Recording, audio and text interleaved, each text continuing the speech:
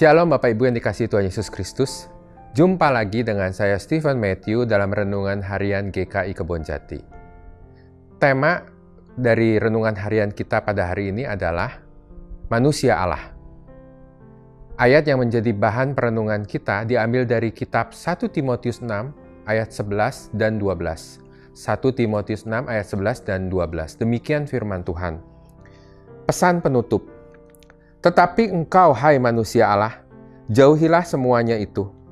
Kejarlah keadilan, ibadah, kesetiaan, kasih, kesabaran, dan kelembutan.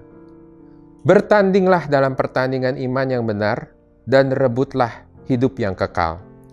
Untuk itulah engkau telah dipanggil, dan telah engkau ikrarkan ikrar yang benar di depan banyak saksi. Kitab 1 dan 2 Timotius merupakan surat Paulus yang ditujukan untuk Timotius. Dalam ayat renungan kita hari ini, Paulus memanggil Timotius dengan panggilan manusia Allah. Dalam bahasa aslinya Yunani, artinya manusia milik Allah. Kata ini setara dengan abdi Allah dalam bahasa Ibrani. Dalam Alkitab, istilah abdi Allah pertama kali dikenakan kepada Musa dalam kitab Ulangan 38 ayat 1. Dalam kitab 1 Samuel 9, istilah abdi Allah juga dikenakan kepada Samuel yang memiliki kemampuan sebagai seorang pelihat.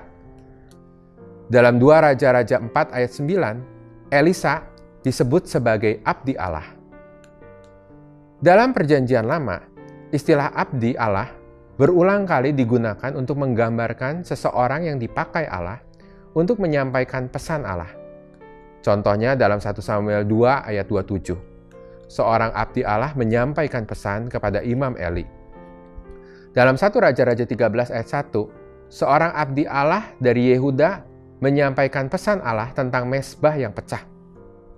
Intinya, istilah abdi Allah dikenakan kepada tokoh-tokoh besar di dalam Alkitab, atau orang yang memiliki kemampuan khusus untuk menyampaikan pesan Allah. Namun siapa sebenarnya Timotius sehingga Paulus menyebutnya sebagai abdi Allah atau manusia Allah? Berbeda dengan Musa, Samuel, ataupun Elisa, Timotius merupakan seorang anak muda yang kemungkinan masih menyimpan banyak keraguan dalam melaksanakan tugas dari Paulus. Hal ini kita ketahui dari nasihat Paulus dalam 1 Timotius 4 ayat 12. Jangan seorang pun menganggap engkau rendah karena engkau muda. Selanjutnya dalam 2 Timotius 1 ayat 8, Paulus menasihatkan Timotius untuk tidak malu bersaksi tentang Tuhan. Bahkan dari 1 Timotius 5 ayat 23, kita mengetahui bahwa Timotius adalah seorang yang memiliki kelemahan secara fisik. Dengan semua kelemahan yang ada pada diri Timotius, Paulus tetap memanggil Timotius dengan sebutan manusia Allah. Selanjutnya, Paulus menasihatkan Timotius untuk menjauhi diri dari hal-hal buruk yang diungkapkan di ayat 2-10. Hal buruk yang dimaksud adalah bersilat kata yang menyebabkan dengki, fitnah, cedera, curiga, percekcokan, dan cinta akan uang. Selanjutnya dalam ayat 11 dan 12, Paulus menasihatkan Timotius untuk mengejar keadilan, ibadah, kesetiaan, kasih, kesabaran, dan kelembutan. Bertanding dalam pertandingan iman yang benar, dan merebut hidup yang kekal. Yang menarik adalah status sebagai manusia Allah diberikan kepada Timotius mendahului nasihat Paulus untuk menjauhi hal buruk dan mengejar hal mulia. Timotius menyandang status sebagai manusia Allah bukan karena dirinya sudah sempurna dan layak menyandang gelar tersebut, tetapi justru karena dia sudah terlebih dahulu dilayakkan menyandang status manusia Allah. Maka Timotius perlu menunjukkan ciri manusia Allah yang menjauhi hal-hal buruk dan mengejar hal-hal yang mulia. Bertanding dalam pertandingan iman yang benar dan merebut hidup yang kekal.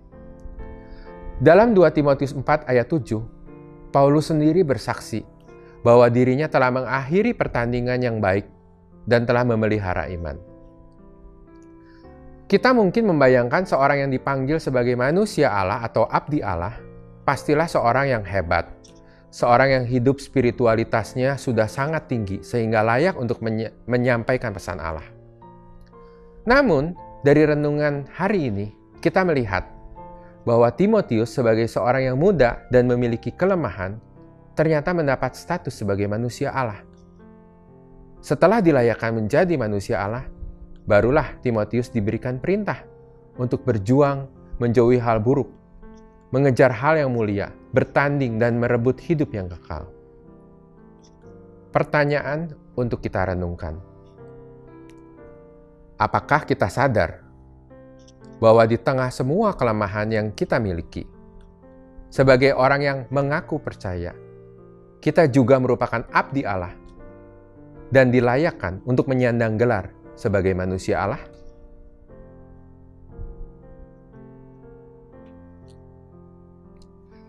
Apakah kita sudah menjauhi semua hal yang buruk, mengejar hal yang mulia, bertanding dalam pertandingan iman dan merebut hidup yang kekal?